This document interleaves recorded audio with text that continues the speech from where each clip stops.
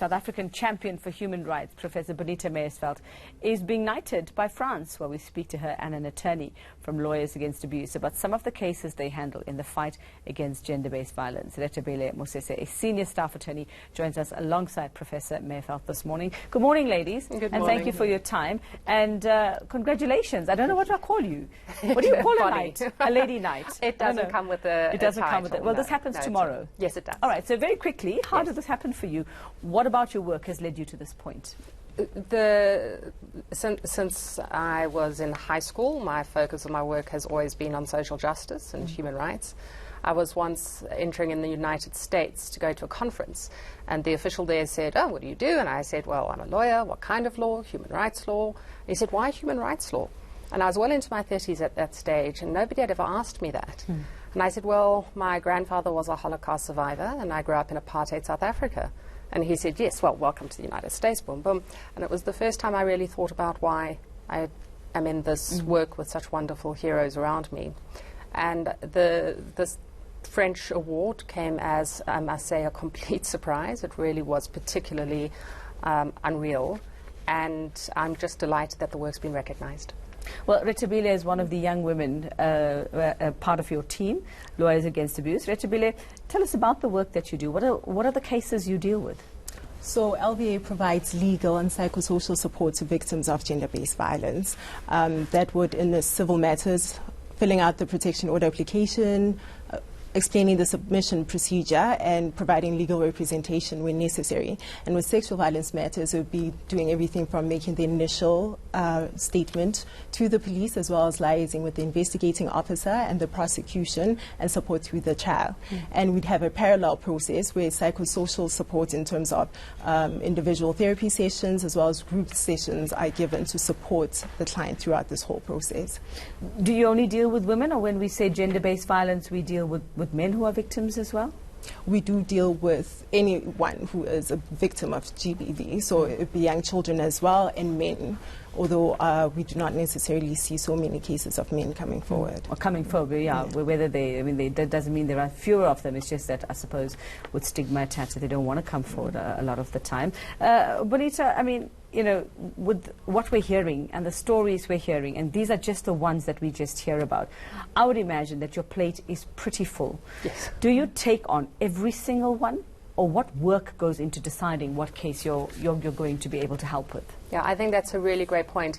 The work is overwhelming. We are, I don't use the word heroes lightly. There really are a group of heroes in the centre who take on every single case that walks through the door. Everybody is given assistance.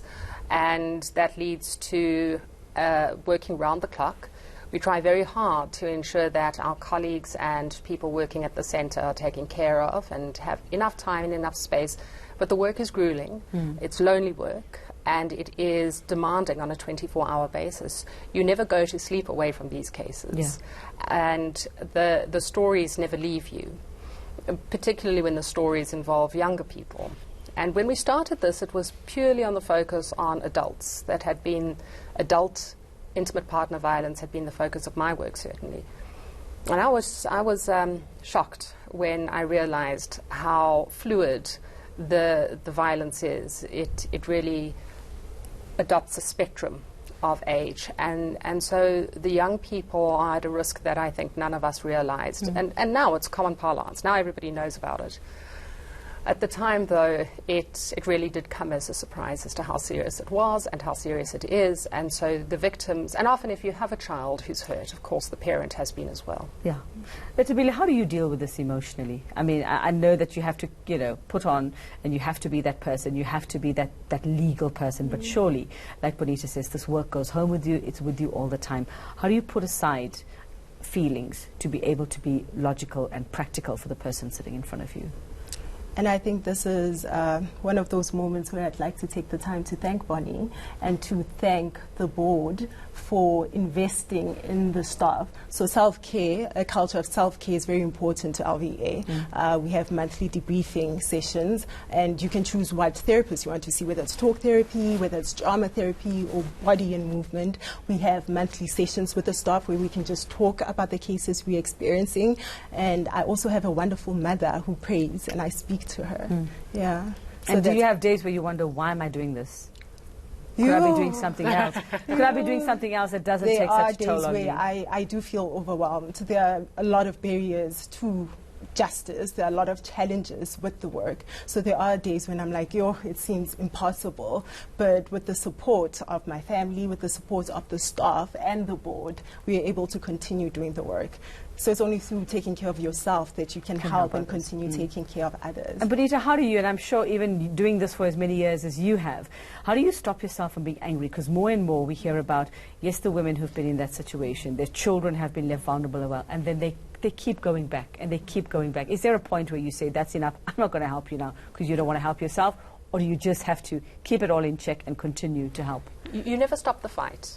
And the reason why you never stop the fight is because the aspiration is not to end any occurrence of gender-based violence. I came a long time ago to accept that that's not our job. Our job is to strengthen the systems. The systems of justice are there not because we have a perfect society, not because it aims towards a perfect society. The systems of justice are there because we have an imperfect society. And our aspiration at Lawyers Against Abuse is to ensure that the system of justice is not similarly faulty. And that's where our focus lies. Going back, the revolving door syndrome that is often referred to in cases of violence is part of the problem. It's not somebody else's fault. So we accept that as the structural challenge we're facing and fighting. I never stop getting angry. Yeah. And the day I stop getting angry will be the day I think that I must stop doing the work. Well, it fuels you then, I suppose. Absolutely. So very quickly before I let you go, where can people find you, those who need your help? How do they find you? So our website is, we are available on the web, Lawyers Against Abuse. If you just Google it, you'll find it. And all of the contact details will be there. I should note, however, that the model is a very contained model. So we are limited to Diepsloot. Okay. We've chosen it as a location with the aspiration of ultimately rolling out a similar kind of centre across the country. So at the moment, the core idea is if we are going to be able to meet one-on-one with the people who need that assistance, both psychologically and legally, then our focus must be within a contained setting. In big numbers. Okay, well, ladies, well done. Proud of the work you do, helping so many people. Love to see pictures tomorrow when you get knighted. Please send us some pictures. I'd love to see that. Thank you. Thank you. That's Professor Bonita Meyersfeld and Reta Bele Mosese.